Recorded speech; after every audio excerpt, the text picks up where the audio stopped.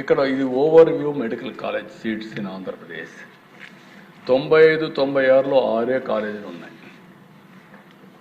2004కు వచ్చినప్పుడు నేను ముఖ్యమంత్రి అయినప్పుడు 8 కాలేజీలు కొత్తగా తీసుకొచ్చాం. ఇక్కడ తెలంగాణలో తీసుకొచ్చాం.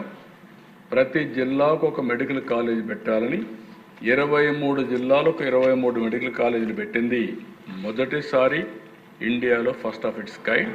That we had done. దానివల్ల 15 కాలేజీలు అయినాయి. 2008-9కి అవి 18 కాలేజీలు, 3 కాలేజీలు పెరిగాయి. 14-15 తర్వాత వచ్చిన గవర్నమెంట్లు దాన్ని ఇంకొక 6 కాలేజీలు పెంచారు. మళ్ళీ నేను 19-20కంతా 5 కాలేజీలు పెంచాం. 24-25కి అవి 36 కాలేజీలు అయినాయి. ఇప్పుడు మొత్తం కలిసి 38 కాలేజీలు వచ్చే పరిస్థితి వచ్చింది. Government 18, private 18, all India institute medical science 1, గీతం 1.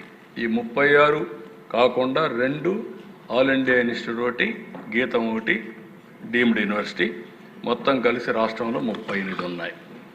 ఇది చరిత్ర. అయితే ఏదో మేము తెచ్చేసామని గొప్పలు చెప్పుకుంటూ ఏదేదో మాట్లాడుతూ ఫేక్ న్యూస్ పెట్టి ఫేక్ ప్రచారం చేసి ప్రజల్ని మభ్యపెట్టాలనుకునే ప్రయత్నం చేస్తే వాస్తవాలుగా ఉంటాయి. అధ్యక్ష, నెక్స్ట్ మీరు ఒకసారి చూస్తే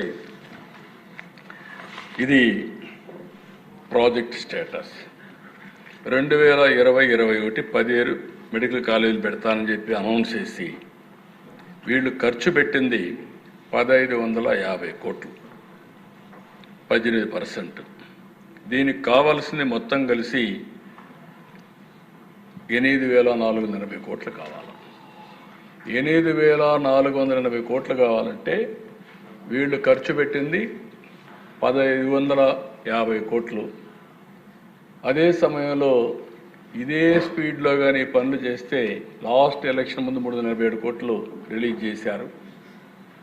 అయితే నేను వచ్చిన తర్వాత దగ్గర 787 కోట్లు రిలీజ్ చేశాం. నేను విధ్వంసానికి ఎప్పుడు పోను. వీళ్ళు కానీ విధ్వంసం చేసినా దాన్ని కరెక్ట్ చేయడానికే పోతాను. నేను అందుకనే ప్రజావేదిక అట్లనే పెట్టా, విధ్వంసానికి చిహ్నంగా ఉండాలని.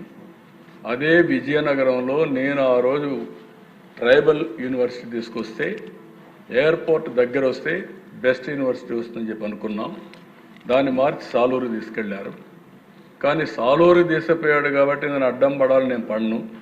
సాలూరులో ట్రైబల్ యూనివర్సిటీ పూర్తి చేసే బాధ్యత నేను తీసుకున్నాను. ప్రజా ఇంట్రెస్ట్, పబ్లిక్ ఇంట్రెస్ట్ కోసం అలాంటి కార్యక్రమాలు చేసి ముందుకు పోయాం. ఈరోజు 11 మెడికల్ కాలేజీలు మీరు చూస్తే ఆయన కట్టినట్టుగా కడితే ఇంకొక 15 ఏళ్ళు అవుతుంది. 15 ఏళ్ళు మనుషులు బతకాలి, ఆ తర్వాత కాలేజీలు వస్తాయి. అందుకే నేను ఆలోచించింది ఏంటంటే ఈ 11 కాలేజీలు ఆపరేషన్లు ఇచ్చేయాలనే ఉద్దేశంతో అన్నీ కూడా డీఫంక్ట్ అవుతా ఉంటే 787 కోట్లు ఇచ్చాం. 787 కోట్లు ఇచ్చి ఆ 6 కాలేజీల్ని కంప్లీట్ చేసి ఆపరేషన్లు ఇచ్చేసి మిగిలిన 10 కాలేజీలు 11 కాలేజీలు ఆలోచిస్తున్నాం. అడ్వాన్స్ స్టేజ్లో వదిలిపెట్టి కడం 10 కాలేజీలని పీపీపీ మోడల్లో పోతే బెటర్గా ఉంటుంది, better quality, improved health care వస్తున్న ఉద్దేశంతో ముందుకు పోతున్నాం.